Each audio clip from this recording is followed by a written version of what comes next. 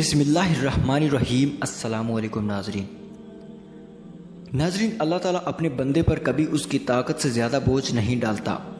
وہ اپنے بندے سے بڑا پیار کرتا ہے، مگر جو شخص اللہ تعالیٰ کی دی ہوئی نعمتوں کا شکر ادا نہیں کرتا اور شرک کرتا ہے تو بے شک وہ خدا رب العزت کے عذاب سے مستحق ٹھہرتا ہے۔ روایات میں آتا ہے کہ ایک مرتبہ اللہ تعالیٰ نے ملک الموت حضرت اسرائیل علیہ السلام سے دریافت فرمایا کہ اے اسرائیل، آج تک جتنے لوگوں کی بھی روح تو نے قبض کی ہے، کیا تجھے کبھی کسی کی روح قبض کرتے وقت ترس اور رحم بھی آیا ہے؟ حضرت اسرائیل علیہ السلام عرض کرنے لگے کہ اے پروردگار، تو خوب جانتا ہے کہ روح قبض کرتے وقت میرا دل ہمیشہ دکھتا ہے، لیکن تیرے حکم سے سرتابی کی مجال کہاں؟ خدا نے پوچھا اے اسرائیل، بتا تجھے کس کی روح قبض کرتے وقت سب سے زیادہ رحم آیا ہے؟ اسرائیل علیہ السلام عرض کرنے لگے کہ اے پروردگار، ایک موت ایسی ہے جو بلائے نہیں بولتی، وہ غم ایسا ہے جو تنہائی میں بھی میرے ساتھ رہتا ہے۔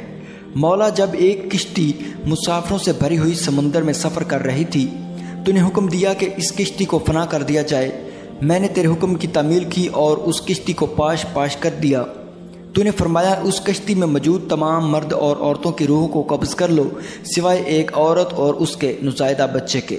پروردگار، میں نے تیرے اس حکم کی تعمیل کی اور کشتی میں موجود تمام مسافروں کی روح کو قبض کر لیا سوائے اس ماں اور بچے کے، اور ان دونوں ماں بچے کو میں نے کشتی کے ایک کے تختے پر بٹھا دیا۔ پھر وہ تختہ سمندر کے کنارے تک پہنچ گیا۔ میں اس ماں اور بچے کی جان بچ جانے پر بہت زیادہ خوش ہوا۔ اے پروردگار، پھر تیرا حکم آیا ہے، ملک الموت اس بچے کی ماں کی روح کو بھی قبض کر لے اور اس بچے کو اکیلا چھوڑ دے۔ مالک، میں نے تیرے اس حکم کی بھی تعمیل کی۔ اس ماں کی روح کو قبض کیے ہوئے آج ایک عرصہ گزر چکا ہے، مگر اے پروردگار، مجھے آج بھی اس بچے کی یاد آتی ہے۔ اللہ تعالیٰ نے حضرت اسرائیل علیہ السلام سے عرض کیا، اسرائیل، کیا تو جانتا ہے کہ وہ بچہ اب کہاں ہے اور کس حال میں ہے؟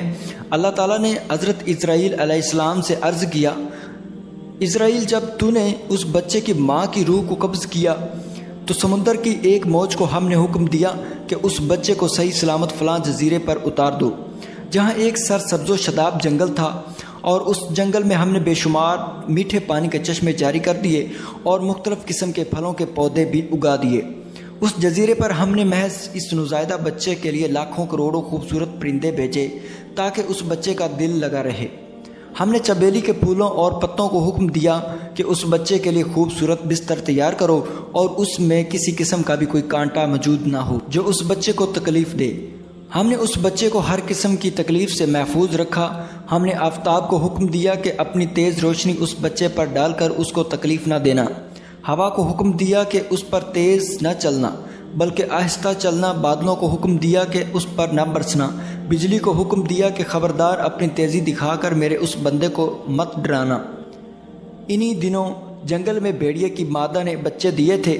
میں نے اس بھیڑیے کی مادہ کو حکم دیا کہ اپنے بچوں کے ساتھ ساتھ میرے اس بندے کو بھی دودھ پلاؤ، اس کی دیکھ بھال کرو تاکہ اسے کوئی تکلیف نہ پہنچے۔ اس بھیڑیے نے بھی ہمارے حکم کی تعمیل کی اور اس بچے کی خوب دیکھ بھال کی، یہاں تک کہ وہ بچہ جوان ہو گیا اور بہادر بن گیا۔ جو ظاہری طور پر بے یار و مددگار نظر آتا تھا، ہم نے زمین کو حکم دیا کہ کبھی اس کے پاؤں میں کانٹا نہ چبھنے دے۔ اسے دنیا کی ہر نعمت سے نوازا، مگر وہ ان نعمتوں کا شکر بھی ادا نہ کر سکا۔